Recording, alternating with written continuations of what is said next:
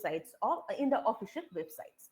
So now, when we talk about World Health Organization, one plus point about World Health Organization explanation is that it actually considers disability as a very broad phenomenon, and it says that it is an integral part of our human existence. Almost every one of us might have encountered some order of disability during our life course. So when we talk about disability, it is a kind of limitation. It is further, as the Center for Disease Control has given further explanation to it. But what is more important is that it is not considered to be a phenomenon that is affecting one part or a few of us. Rather, they say that it is an integral part. It is an experientiality that I and all of us might face in one part of our lifetime. So now the possibility of experiencing disability grows as we start aging. The phenomena might be experienced due to physical or mental illness. It could also come to us in injury related impairment. So when we talk about the injury related impairment, they have stated that it could be the psychological trauma, paralysis due to spinal cord trauma, partial or complete amputation of the limb, sensory disabilities such as blindness and deafness, physical or cognitive limitations due to neurotrauma, physical limitation, deformation resulting in immobility. Sorry, it has to be immobility. So when we talk about disability as an experientiality, it might affect us at any time. So now, when it comes to the Centers for Disease Control and Prevention, they have articulated three major aspects in order to define a person having a disability. So the first component that is highlighted is impairment in the person's bodily structure. Second, activity limitations such as difficulty seeing, hearing, walking, or problem solving. And finally, participation restriction in normal activity. So for instance, when you talk about the participation, it might be not able to participate in the interpersonal relationship, not being able to have an holistic enjoyment of the life because of the stigmas and the taboos that are associated with disability. So when we talk about disability in the official discourse, we take into consideration the impairment, activity limitations, and participation. Why I'm repeating these three components, because we'll be taking these three components in order to analyze to what extent officially we might also be incorporating infertility within the umbrella term of disability. So now, when it comes to the American Disability Act of 1990 that offers a legal dimension to the phenomenon of disability, they define disability as a phenomenon in order to protect the people with disability from discrimination and stigmatization. Right. So when we talk, and now why I have enlisted this particular examples to all of you so that we can understand how disability is standardly conceptualized. So they have given the list here: cancer, diabetes, post-traumatic stress disorder, HIV, autism, cerebral palsy, deafness, hearing loss, blindness or low vision, epilepsy, and the list goes on. Now, I will be, if you can see that when we talk about the notion of disability as a concept, these are the pictures that emerges in our mind. So when we talk about disability, more interestingly, it is also connected with the very concept of when you talk about it's externally manifested. So when we talk about disability, something that is visible to all of us, the limitations, the struggle of a person could be very much explicitly narrated. But we also should be taking into consideration one concept, that when we talk about disability nowadays, gradually the neurodiverse people are also taken into consideration so that they could be included under the concept. But again, when it comes to the advocates of the autism and the disability scholars, they also stated that the problem in order to identify the neurodiverse people's expectations and their accessibility is that their disability is not apparently visible. So when we, because they're a higher order as well as the lower order of autism spectrum syndrome. So many a times disability at the impairment as it is being defined, right, it might be hidden. So it is not explicitly explicitly seen by all of us. So we might not be sensitive enough to it. Now, when it comes to the your American Disability Act promises So the access to the following domains. So they talk about employment, state, local government services, public transit, business, telecommunications. So they want the inclusion of the disabled people in all the public as well as the public spheres, so that they can contribute in various order, and they should not be classified as an appendages of the society. So these are the measures that are being taken by the American Disability Act. So now when it comes to India, in India, we have the Rights of Person with Disability Act 2016, and this particular act was enforced in India in 2017. Again, you can see the list here. We have physical disability, we have intellectual disability, and we have disability caused by a range of factors. For example, chronic neurological condition, blood disorder, or other multiple disabilities. So, just to take you back through my slides, here we can see that this is how disability is defined so far. But more interestingly, we should be appreciating the World Health Organization and other advocating organization of disability, is that they are not limiting the list. They have always said that disability is a multi-dimensional phenomenon, and the list should not be limited to few, rather the list goes on, right? So now let's move ahead. When we talk about infertility, so as I said to you that I will try to connect the notion of infertility with the existing definition of disability, and try to understand the feasibility to accommodate the phenomenon within the umbrella term of disability, and what could be the reason for that. So primarily till now, the World Health Organization, they define infertility as a disease of male or female reproductive system that might lead to the loss of procreation, or they might not be able to procreate. And when it talks about the procreation, they also say that it's not that in 1 or 2 months of examination. Rather, if a person is not able to procreate after 12 months of unprotected sex, then only a person is labeled as infertile, or the person is diagnosed as infertile. So now when it comes to the World Health Organization, again, they say that 17.15% of the adult population, that is roughly 1 in 6 worldwide, they experience infertility, showing the urgent need to increase access to affordable, high quality fertility care for those in need. Now, when it comes to India, World Health Organization states that in between 3.9% to 16.8% people are experiencing this crisis that might be having a significant or detrimental impact on the various aspects of their life, thereby hindering their holistic development. So now, when we talk about infertility, on one hand, we have the definition of disability that primarily counts on impairment, activity, the limitations to actively participate in the society to be disabled. Now, when it comes to infertility, we have people, scholars who have started reflecting whether infertility could be counted under disability or not. So, in this article by Linda Carter, Is Infertility a Disability? She speculates on the notional impairment that is conceived as a key aspect of having a disability. So, are people who are classified or who are labeled as infertile, are they impaired in some order or other?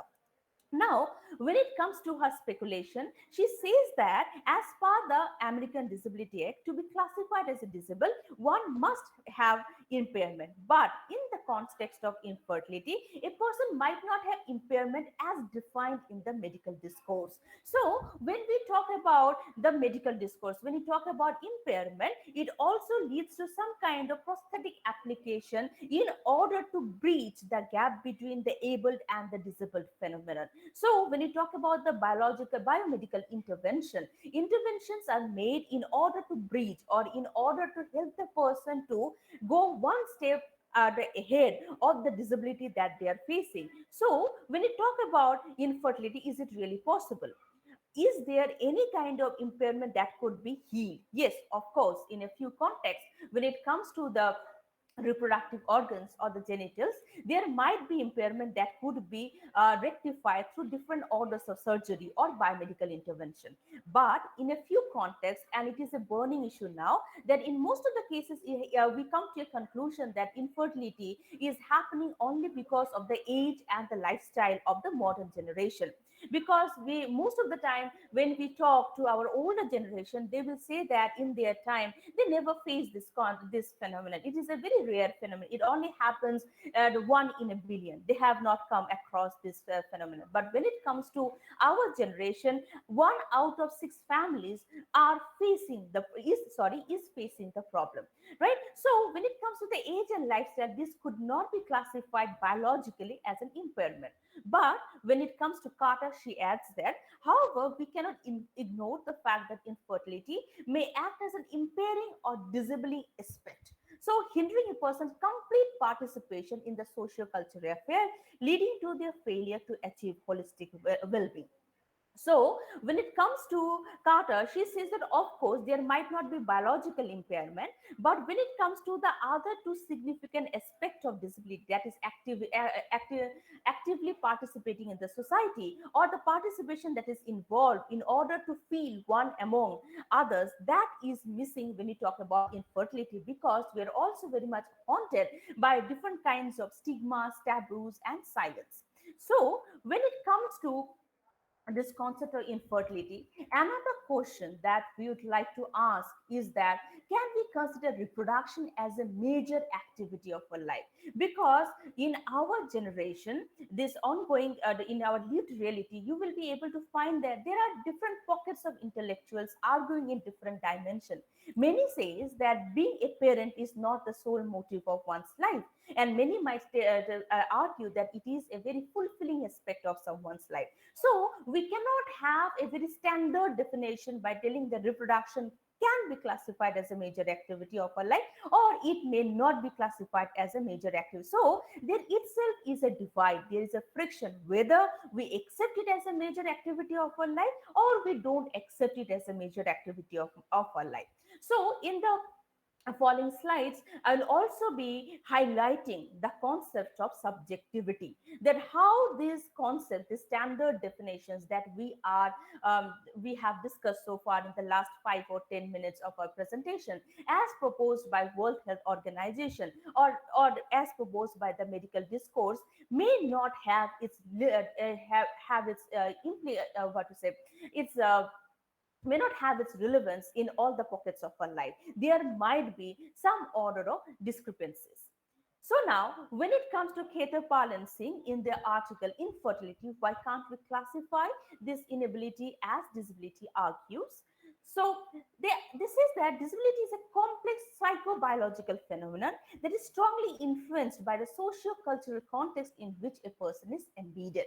So, when we talk about it, the concept of disability strongly emphasizes the structural and functional aspects. So, when we talk about the structural and the structural aspect of a disability talk about the biological dimension, how the body experiences that particular limitation. And when you talk about the functionality, it talks about the participation. To what extent a person with that embodied understanding of the limitation is able to come forward to participate without having any kind of stigma or inhibition about the diagnosis that is being made, right? So they say that is, but it is also very true that when we talk about infertility, it does have an impact on our structural as well as our functional aspect. And the concept could use to analyze the status of infertility when we are talking about the subjectivity of the person, because a person, the label that a person carries also very much influence the way the person perceives or starts perceiving who he is or who she is. Like any disability, Khetapal and Singh says the person has to adapt and integrate the disabling truth to their notion of identity that has a baffling effect on their sense of self. Now, it leads to major life crises like social stigma and taboo, as I have already stated, restricts major life activities such as accomplishing of the role of parenting, and strongly, when it comes to Khetapal, and her colleague, they strongly advocate the inclusion of infertility under the umbrella term of disability so that people may have access to medical services and welfare benefits offered by the government. So, more specifically, they want to bring the concept of infertility under disability because, as many of us know, that when it comes to infertility as a phenomenon, it is still not covered under the medical insurance policy.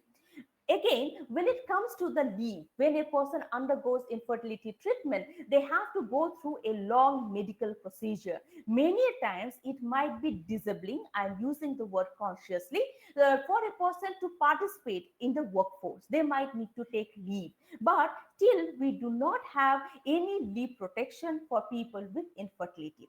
And finally, when we consider infertility, when we are talking about protecting the people who are undergoing infertility treatment or the phenomenon of the infertility as a whole, we also need to reflect on whether we are considering infertility as a serious health condition.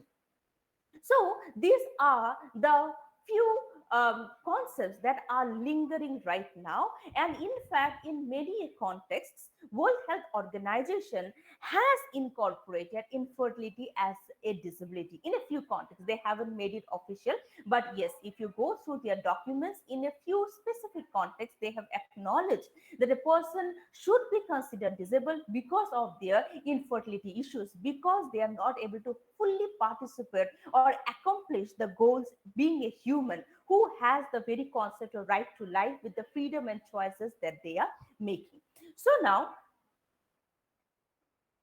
when we talk about this discussion that we are having right now, that can we really incorporate infertility under the disability? What is the usage? What is the purpose?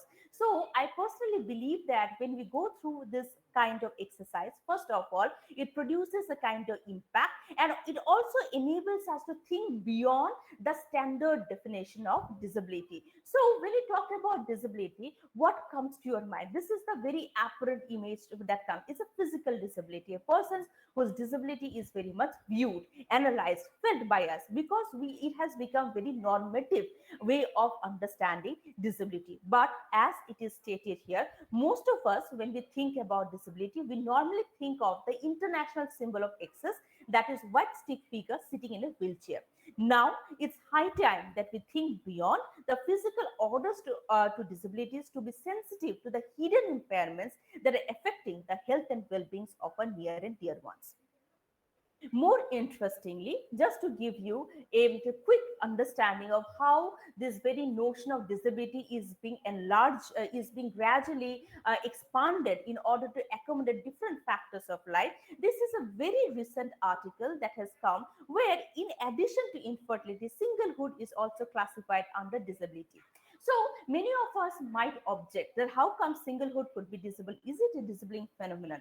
Definitely, the main purpose is not to further stigmatize or isolate the people or to label them. Rather, the very purpose of the uh, government agencies are to give a kind of understanding that there might be hidden problem that a person is facing, and they might need some kind of accessibility to government resources in order to better their life.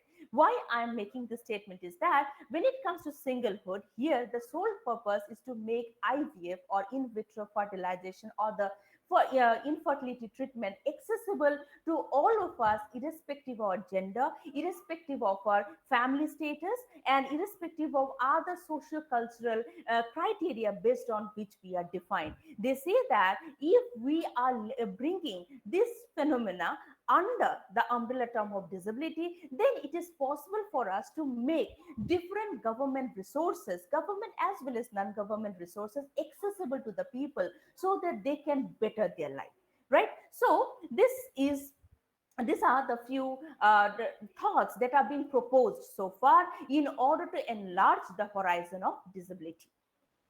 Now, when we talk about disability, so far I have given you a very quick explanation of how disability, how infertility They are understood through the social cultural lenses, through the medical lenses, and how different measures are taken in order to accommodate the people who are facing different orders of limitations in their life. Now, I would like to emphasize on the significance of the phenomenology of infertility, how it is going to contribute to our understanding. What is the purpose? So, before we explain or before we try to understand the relevance or what we can do with the phenomenological research in order to explore this domain that needs our attention, I would like to quickly read out a few passages from the memoir Silent Sorority. So when it comes to this novel, sorry, not novel, it's a memoir. It's written in the first person narrative. The person starts by defining what it means to be infertile. So, in contrast to the biomedical definition of infertility that says that it's not the ability to procreate in spite of having unprotected sex for 12 months, here the person gives you an account of how she experiences it. And she starts, imagine learning that your body is incapable of ever conceiving a child. There will be no fruit of your loin. One instant you are like everyone else, the next you are not. Your DNA now ends with you. You are infertile. So, when we talk about the labeling, when we talk about the statement, here the person is not defining what is infertility or how infertility could be further defined. Rather, the person talks about the experientialities or what it means to be infertile. When it comes to the infertility, she tries to explain that it is not only a sole biological component of our life. It is not only the biological limitations, or we are not able to define this particular phenomenon that is very much connected to our body only merely biomedically. Rather, it is also connected to our belief systems, our expectations, our expectations and our notion of what it defines to be an able body, and how we navigate through this phenomenology in order to come in town with the crisis that is being leveled on us. So you can see that she starts that the body is incapable. So she starts with this very binary of what it means to be able and what it means to be not able to. Now again she goes on, and like the drive to reproduce, mine was the primal kind of angry, me infertile, you infertile. Now, when it comes to Pamela, the author of this memoir, she says that when it comes to the very notion of infertility, it strikes a quick binary between what we are able to do and what we are not able to do, right? So it offers a kind of binary, the further marginalization of a particular section of the society who are labeled as infertile. She continues, from a distance, everything about me appeared to be fine. I was outwardly in good health, so why would my insides be so different? The voice inside me, inside my head, all but screamed out, "Can't you see my suffering?" Now, the Savior's pain was huge, but so too had been their joy. I and my infertile sisterhood had experienced only the pain. The tsunami survivors grieved freely and publicly, and those around the world poured out their sympathy and understanding. I, along with those in the infertile society, suffered largely in silence, with the greater world unaware of or simply indifferent to the pain carried out by those of us in their midst. Now, before we start explaining, I would like to read out a few more points she makes. The, the, the, the points are: the infertility just touches subject. It is a supremely personal, involves sex organ, and is one of the last arenas where it is a fair game to heap scorn. That's because conventional wisdom today leads many to believe that infertility is self inflicted or a byproduct of feminism gone bad, or it's okay to withhold any sort of compassion or show of interest. Procreation is a primal urge that defines our existence. We looked at the statistics, we debated at the trade shop, we decided that the world didn't really need a little Pammy or Alexina. Ours was a decade long struggle to have children. Even I was amazed at how far I was willing to go. The risks to my health I was willing to take, the desire to conceive, the rationale or not, was that strong. Even if you haven't personally suffered with infertility, there is a very long likelihood that your sister, your daughter, your granddaughter, your friend, your neighbor, your colleagues, or the women standing next to you in the grocery store has. So, taming biology is not quite as simple as many think, convoluting the matter, baby making gets wrapped in the political or religious attempt.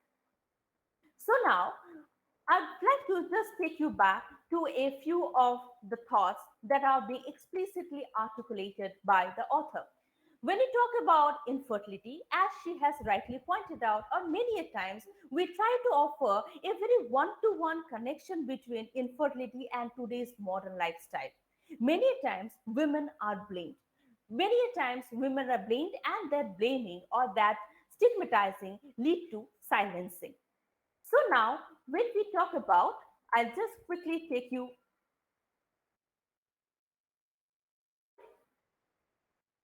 Yes. So now I'll quickly take you to this particular component of how the narrative contributes. So in the two, three slides where I have just given you a few glimpses of how the lady, how the person who is diagnosed as infertile define herself, she goes beyond the medical model of disability. As well as she also goes beyond the social model of disability to define her disability through the discourse of phenomenology. So, when we talk about the very notion of infertility, it could be classified under the very phenomenological model of disability that does not take the extreme stance of the medical as well as the social model of the disability.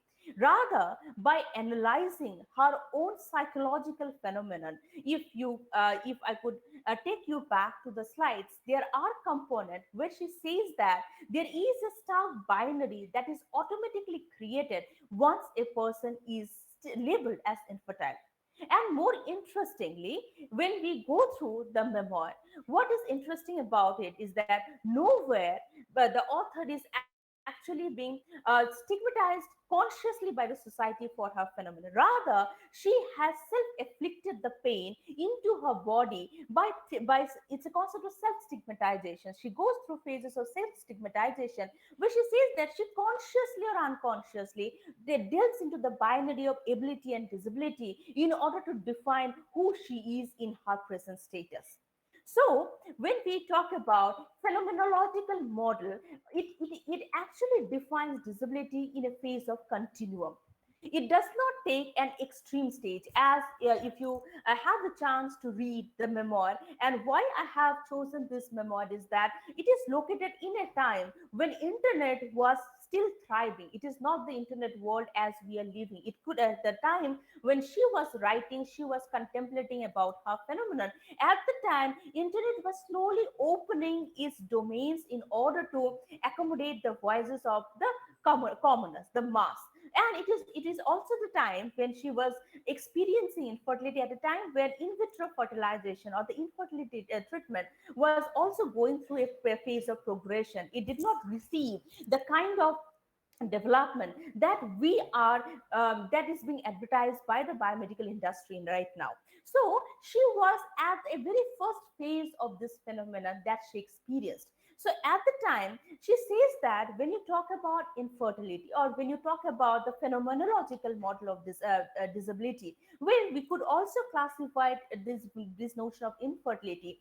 She says that there cannot be any kind of stand that you can take about the kind of experientiality that you are experiencing at this time, where medical model will be classifying you as a diseased person, and the social model will tell that it is not you who is responsible, it's not your biology which is responsible for this kind of crisis. Rather, it's the societal stigma, the shaming that at least that contribute to your infertile, that contribute to the shame or the trauma of infertility that you are undergoing. In contrast to that, when it comes to Pamela, she says that it is always in a continuum. You cannot ignore the medical labeling. You cannot say no to the psychosocial cultural context in which you are born. Rather, the very experientiality of the crisis that your body is facing, the person you are facing, is always evolving as a result of the constant dialogue between the medical, between the social cultural, as well as you the person, and thereby it offers a very subjective understanding of the phenomenon that could not be defined by a standard definition, right? So when it comes to this phenomenological model of disability, as it is which I also personally believe becomes a very apt tool in order to analyze the experientialities of the person living with it, and the way they make sense of their the sense of the context in which they are embedded. Here we are trying to understand this person and his or her self-esteem, the beliefs, the values, and how they are in dialogue in each other in order to bring a sense out of the experiences that they are experiencing at a given time. Now, as I have said to you, it is reiterated in the slides as well, that it is in a constant dialogue with the medical and social model of disability to understand what it means to be ill or disable. So, when we talk about the medical model, it tries to analyze, it tries to define that what it mean, what is disability. It gives you a standard definition so that we can come to a resolution.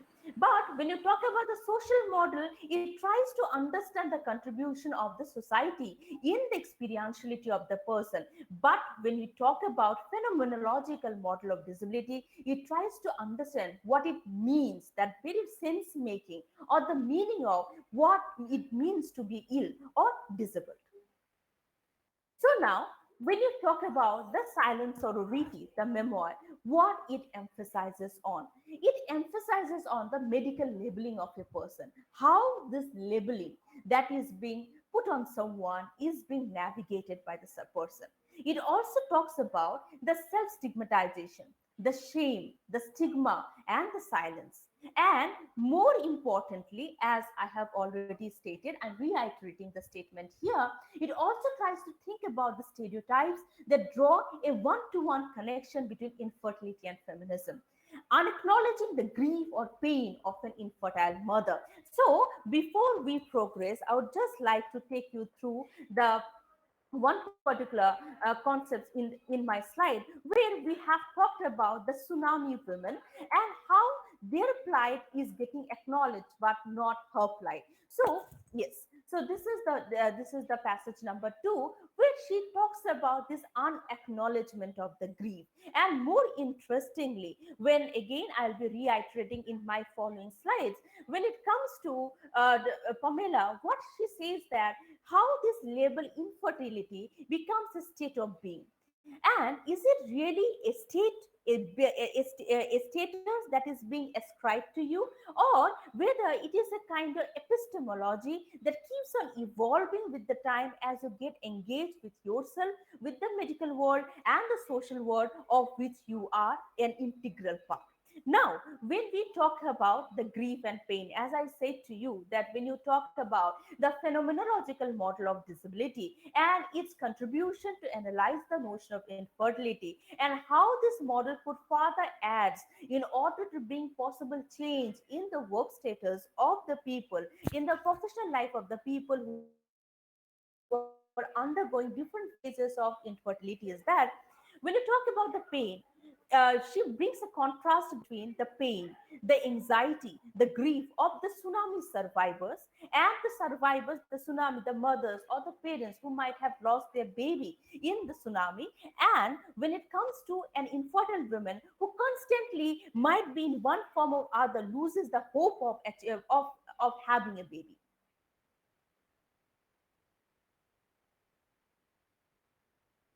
It's a kind of the event based one particular incident of your life might change you forever, right? So when we talk about, I haven't introduced these terms here very explicitly, but probably we could also use to analyze the concept of trauma as experienced in the event based phenomenon or in the daily based phenomenon. So when it comes to when it comes to an infertile person as it is being defined medically, because again we have to delve deep into this concept of infertility. What is infertility? How could it be defined as a status or is a journey?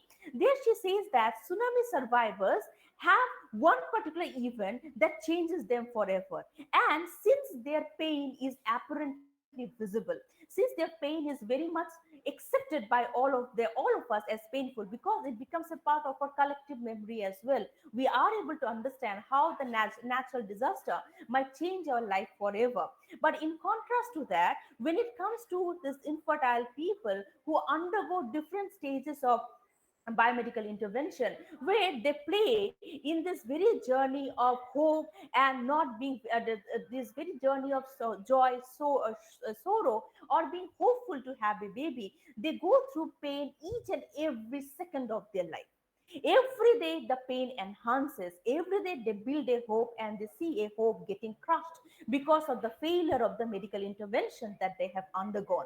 Every day they have a hope that today I might become a mother, I might conceive, or many of them, because of the different biomedical interventions that we have at present, might also experience phases of pregnancy that might not come to a complete term due to biomedical failure. So, how are we going to term with the pain or the grief of a mother who is not able to bring the pregnancy to full term?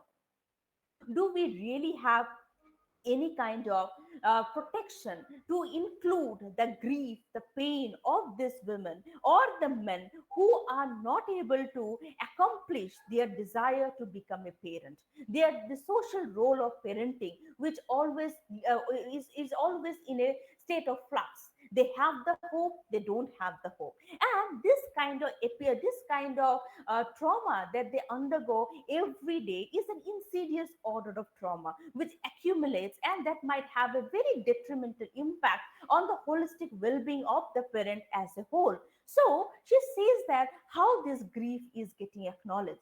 Do we have the time amidst all the affairs of our life to incorporate, to acknowledge and admit the grief, the pain, the sorrow of the parents who are not able to achieve one phenomenon which was once conceived to be universally accorded to all the humans, right? So this, yeah, and when it comes to this very statement, now I will take you through the next slide, where just give me one second.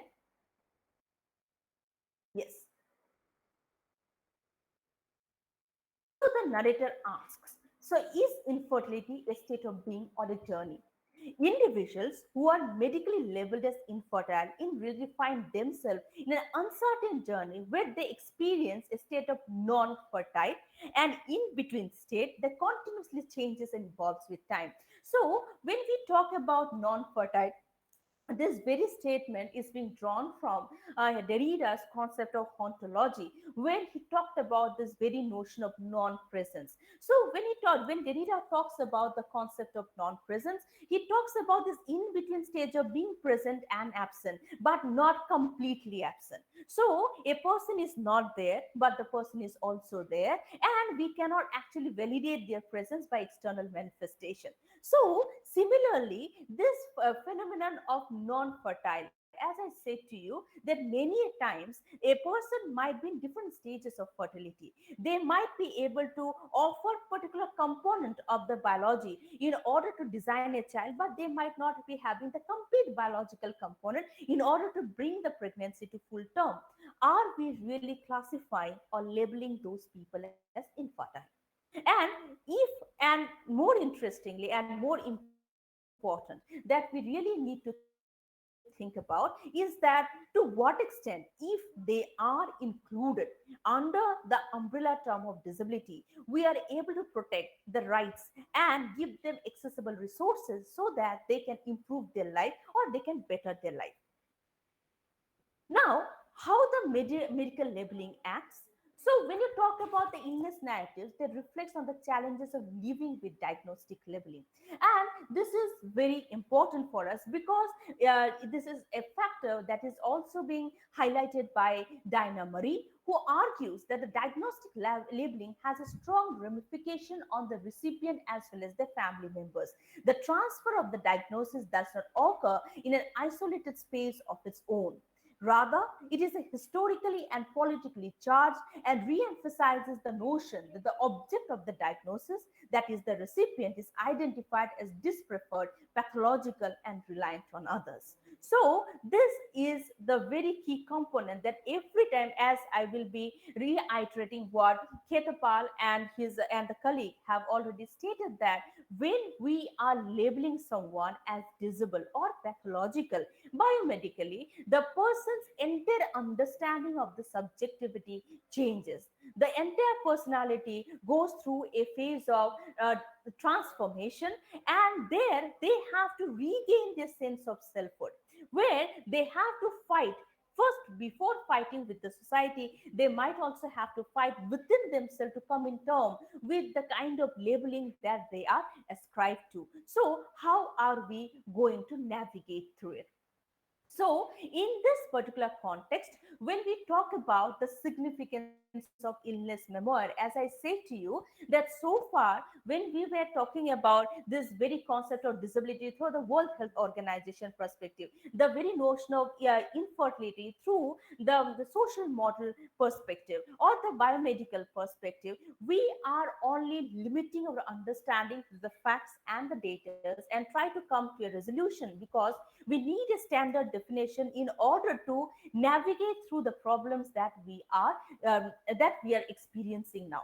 But when we talk about the illness memoirs, as it is being already demonstrated through my presentation, that the person through his or her experientialities try to showcase the other nuances or the other intricacies that are there in the leveling factor, and how those should also be taken into consideration in order to make the society more inclusive, right? So when you talk about the significance of the illness narratives, it creates a sense of immediacy. So this is a term that is being proposed by Jen McNaughton. She is a medical humanities researcher, and McNaughton strongly argues the incorporation of illness narratives. And when you talk about the McNaughton, I would also like to emphasize the role of Rita Sharon, who has been or who is the pioneer of narrative medicine.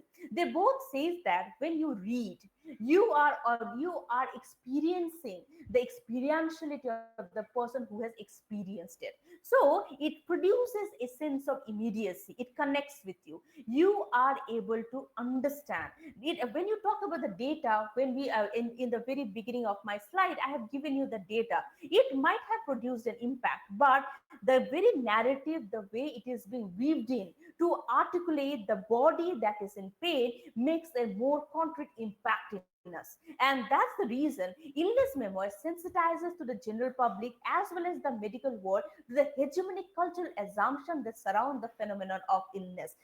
So when we talk about the hegemonic cultural assumption, as I said to you, that I also have highlighted, apart from the stigma, prejudices, and the taboo, this very concept of modernity. Most of the time, a woman is shamed because she is very much aligned to her professional world. She might not have taken the biological decision at a time as it is prescribed culturally. So once the person hits the crisis, it becomes a shaming phenomenon. It's like self-blaming starts, that okay, probably she is not able to abide by the course of nature, and hence she is punished right now. A very similar argument, sorry, it is not possible for me to read the entire memoir because we have a very limited time to explain the concept. But if you have a chance to read the particular memoir, The Silent Sorority, there Pamela, the author, has very correctly stated that most of the time she has self-blamed herself for choosing a career of her choice, for not taking the biological clock seriously, and thereby going ahead of her biological limitations in order to achieve the ambitions that she has always aspired for. So there are times where she has actually mourned or she has regretted for the decisions that she has made in her life, and thereby she starts explaining how the society blames you for the decisions that you take, and thereby it connects you to a kind of it's a kind of justice. It's if you don't abide by the natural course, you will be punished, and hence you have to accept the punishment. So this kind of hegemonic cultural assumptions that we have in our mind, we need to an extent, clean ourselves of this. We need to destigmatize, or we need to unleash ourselves from these cultural assumptions in order to think through the crisis of the grieving mother or the non-mother, as Pamela has rightly used. She has recurrently used the very concept of non, and in many contexts, she has used the very concept of non-mother, because she says that she has experienced motherhood or the pregnancy for a fraction of second, and then it got terminated. So how is it that she will not acknowledge the baby that has come to life and that it has not come to term? So how this very concept of this non-fertility, non-mother could be analyzed, could be accepted, could be understood, and to an extent should receive our attention in order to offer a kind of support that the that infertility community as a whole are looking for. Now, when you talk about illness memoir as a literary genre, it expands the goal of narrative medicine by acting as a medium of communication, the experience of illness that medical schools and the scholarly formulated text tend to ignore. So, this I believe that through the definitions, through the explanations, through the data, I have made it extremely clear that how the phenomenological narratives could actually enhance our understanding of the phenomenology. So now, when it comes to Arthur Frank, he has rightly stated the significance of illness narratives or illness stories in his book, The Wounded Storyteller. So when it comes to Frank, I read the body is not muted, but it is inarticulate. It does not use speech, yet begets it. The speech that the body begets includes illness stories. The problem of hearing the stories is to hear the body speaking to them. So, when you talk about the biomedical definition, nowhere this gray in between lines of non fertility or trying to reflect on the labeling order or how the very labeling has a strong impact on the experientiality of the entire subjectivity of the person, those are not dealt in detail. But when we talk about the illness narrative, it does take that into consideration. So, when it comes to Arthur, he further adds the people telling illness stories do not simply describe their sick bodies. Rather, their bodies give their stories that particular shape and direction. People certainly talk about the bodies and illness stories. What is harder to hear in the story is the body creating the person. So, when we talk about the illness story, one more important component that I would like to highlight it here is that as we are talking about the phenomenological model of the disability, it brings the body to the foreground. The body in all its concepts, the body in all its aspects are they are brought in front of us to analyze, to understand how it articulates itself through the narratives that are being formulated, and how it is shaping the narrative, and how the narrative shapes the body. Thereby, it becomes a vice versa journey where the subjectivity of the person evolves. Right. So I strongly believe that probably when we talk about infertility, the very concept has to be expanded, because we have a very strict biological understanding, and of course we do acknowledge, and as Indians we do understand the concept of infertility is very much associated with the socio-cultural stigma. But more than that, when you talk about how a person receives infertility, not all of us are actually conceptualizing infertility the same way. So when we talk about infertility, the very concept has to be expanded, because we need to highlight the narratives, the individual narratives, in order to see the diversities, that see the different orders of dialogue that are always in play in each other to give the concept a shape.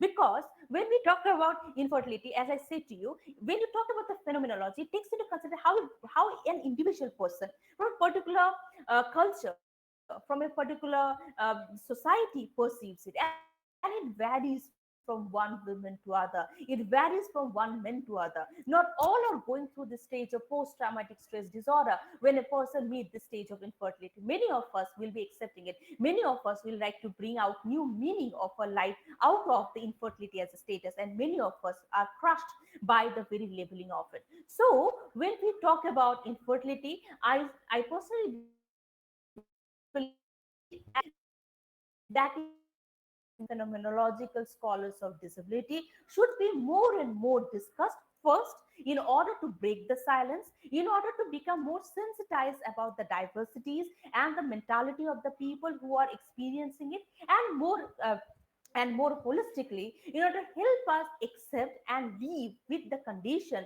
through the different perspectives in which we are embedded. So, with this, I conclude my presentation.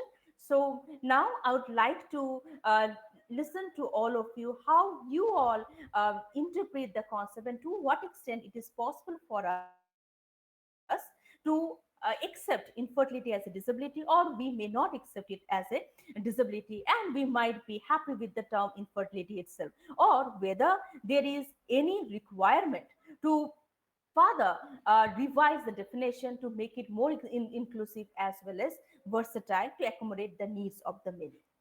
Thank you.